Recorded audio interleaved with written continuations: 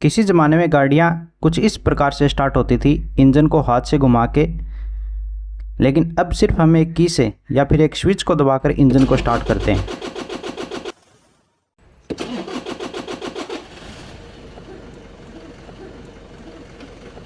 यह सब मुमकिन हुआ है स्टार्टर मोटर की वजह से। इंजन स्टार्ट करने वाला मोटर एक शक्तिशाली मोटर होता है, जिसे स्टार्टर मोटर भी कहा जाता है।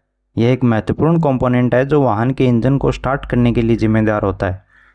जब आप वाहन का इग्निशन ऑन करते हैं तो स्टार्टर मोटर बैटरी से बिजली प्राप्त करता है और इंजन के फ्लाईव्हील को घुमा देता है, जिससे इंजन स्टार्ट हो जाता है। यह मोटर आमतौर पर एक विद्युत मोटर होती है जो कम गति पर काम करती है और इसका कार्य इंजन को शुरुआती बल प्रदान करना होता है। इसके बाद इंजन अपने आप चालू हो जाता है और स्टार्टर मोटर का कार्य समाप्त हो जाता है। सबसे पहले हम जानेंगे कि स्टार्टर मोटर के अंदर मुख्य भाग क्या क्या होते हैं। सबसे पहले आता है सोलोनॉइड। यह एक इलेक्ट्रोमैग्नेटिक स्विच है जो स्टार्टर मोटर और बैटरी को जोड़ने का काम करता है। यह मोटर को चालू करने के लिए आवश्यक विद्युत प्रवाह को नियंत्रण करता है। सोलोनॉइड के पीछे की तरफ इलेक्ट्रिकल कनेक्शन दिए होते हैं। सोलोनॉइड के नीचे केस में इलेक्ट्रिकल मोटर रहती है। यह मुख्य विद्युत मोटर होती है जो इंजन को घुमाने का काम करती है। मुख्य केस के पिछले हिस्से पे एक प्लेट होती है जिसको हम रिमूव कर सकते हैं। सबसे आगे एक शील्ड होती है जो कि पिनियन को प्रोटेक्शन प्रदान करता है। डिवाइस के अंदर देखें तो हम स्टार्टर मोटर के जितना एक शाफ्ट नज़र आता है जिसके ऊपर आर्मेचर लगा होता है। आर्मेचर के साथ कम्यूटेटर जुड़ा होता है और ब्रश के माध्यम से विद्युत धारा को सही दिशा में प्रवाहित करने का काम करता है। मोटर के आगे की ओर हमें ब्रश दिखाई देंगे जो कि मोटर के आर्मेचर से संपर्क में रहते हैं और विद्युत धारा को मोटर में पहुंचाने का काम करते हैं।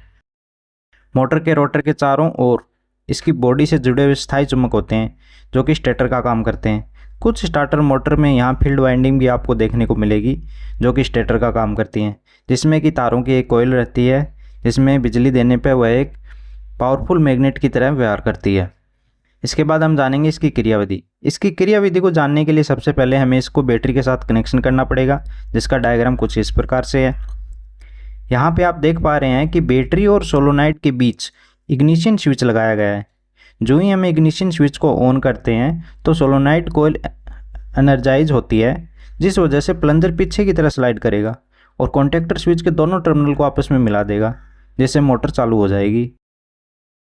और जो ही हम इग्निशन स्विच को बंद करेंगे तो हमारा सोलोनॉइड डी एनर्जाइज हो जाएगा और हमारा कॉन्टैक्टर स्विच के टर्मिनल ओपन हो जाएंगे, जिस वजह से मोटर हमारी बंद हो जाएगी।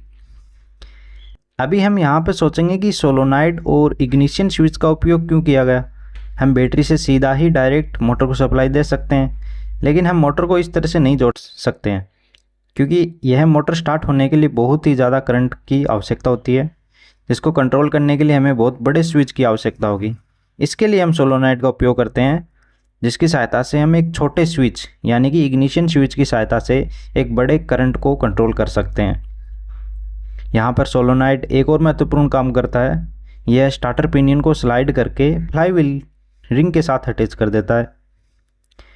जैसा कि हम देख पा रहे हैं, फ्लाईव्हील की तुलना में पिनियन गियर बहुत ही छोटा होता है।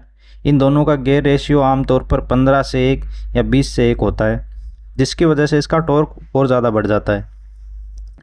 टॉर्क को और ज़्यादा बढ़ाने के लिए इसके अंदर एक गियर सेट का भी उपयोग किया जाता है। जब इंजन स्टार्ट हो जाता है तो फ्लाईव्हील तेज़ी से घूमने लगता है। अगर इस कंडीशन में मोटर फ्लाईव्हील के साथ अटैच रहता है तो अत्यधिक गति के कारण मोटर डैमेज भी हो सकती है। इसीलिए इंजन स्टार्ट होते ही हमें इग्निशन स्विच को बंद कर देना चाहिए, जिससे पिनियन फ्लाईव्हील से अलग हो जाता है। इन सब से बचने के लिए इसके अंदर एक वन वे क्लच का भी उपयोग किया जाता है, जिसके अंदर रोलर्स लगे होते हैं।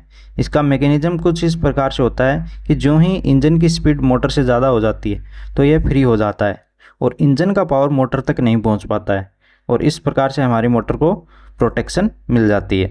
आई होप यह वीडियो देखने के बाद आपको समझ में आ गया होगा कि स्टार्टर मोटर क्या होती है और यह कैसे काम करती है।